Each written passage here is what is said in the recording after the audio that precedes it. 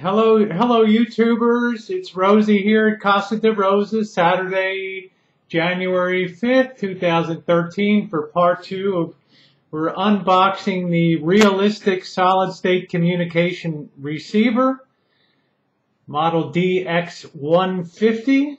As you can see here on the faceplate, in part one, I did get it out of the carton, and the gal in Atlanta, Georgia, was kind enough to think of me because I repair a lot of electronic items and mechanical items, and she thought that she would send it up to me and I'd take a look at it.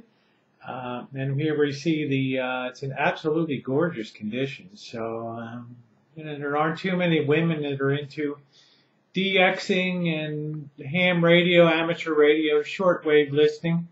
I think that's probably a pretty fair thing to say. But she's into it, and she kept really good care of her gear, as is obvious by the condition, because this was made in, 1969 to 1973, that series there, and you can see that it is an absolutely gorgeous condition here.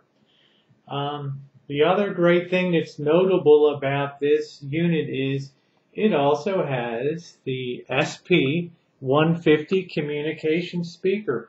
And I can't tell you how many units I've seen. And I've seen a few DX-150s, A's and B's, and they're a little more fancy. And but the speakers tend to get separated. They get sold off. They're used for other projects. The chances are that they're going to become separated over 40 years from the unit, but as you can tell by this, it is in absolutely beautiful shape, well cared for. This receiver had good coverage over several bands, as you can see over here. And then we could do the band adjustment and pick the band that you wanted to listen to on the controls on front. The coverage would be the broadcast band. Band A covers 300, up to 1600 kilohertz. I'm not much of a, standard broadcast, 525 to 1.6 megahertz.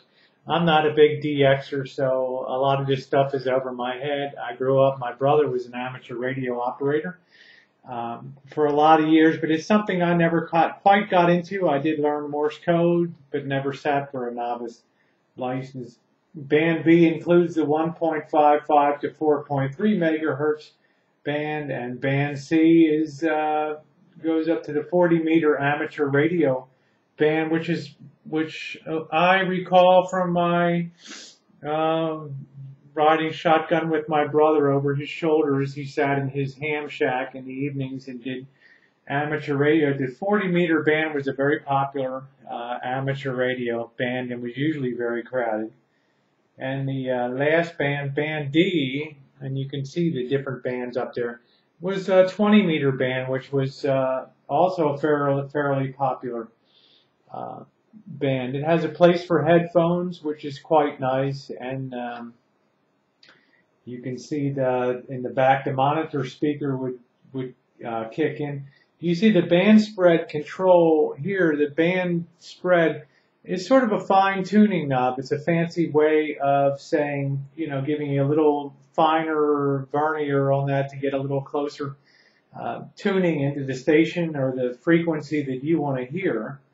And most of the tuning is done here on the main tuning knob, and this would be, for finer adjustments.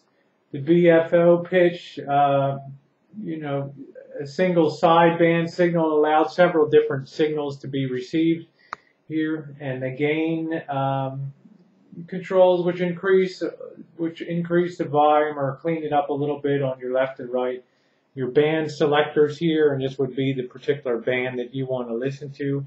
And the antenna trimmer would be, it would permit peaking of the incoming signal on the bands to really give a slight boost to your listening and increase the, the attenuation or the tuning of the antenna to give you a better signal. Has an automatic noise limiting feature on it, an S meter that would, I guess, as the the higher up the scale, the better your signal would come in. And it has the RF gain for radio frequency gain, adjustment of the RF sensitivity, and the single sideband AM and CW bands. So that's it. If we turn it around on the rear, and it's a really clean unit, we can see that it also accepts a 12-volt battery input, which is nice, and you can switch that between AC and DC power, which is really quite thoughtful. And you can also see the connections for the ground, and I think in all types of listening, from stereos to amateur radio and DXing long wave and commercial broadcast DXing. I think it's very important to have a ground on a unit to help just get cleaner signals. And there's the hookup for the antenna, and it has a nice fuse, and it tells you, I'm not much on the date plates, but it gives the catalog number, 6 volts. And we'll turn it around again. And since we're not talking about speakers, we're not talking about headphones in here, the speaker unit would actually plug into the headphone area here. And that would give you a really nice setup. So it's a beautiful little unit. And in part 3, pop the cover, give you some nudies on it, and we'll try to see what's going on. But I am very lucky. It's in good condition. She did offer to sell it to me for the modest price of $10 all in. If I wanted to have it, I may do that, because she's actually an elderly gal and moving into a care home and looking to downsize. She not particularly interested in getting return shipping back to her, but we'll see. In part 3, we'll pop the cover and we'll try to take an initial look, put it on the Variac, and see what we get. So stay tuned.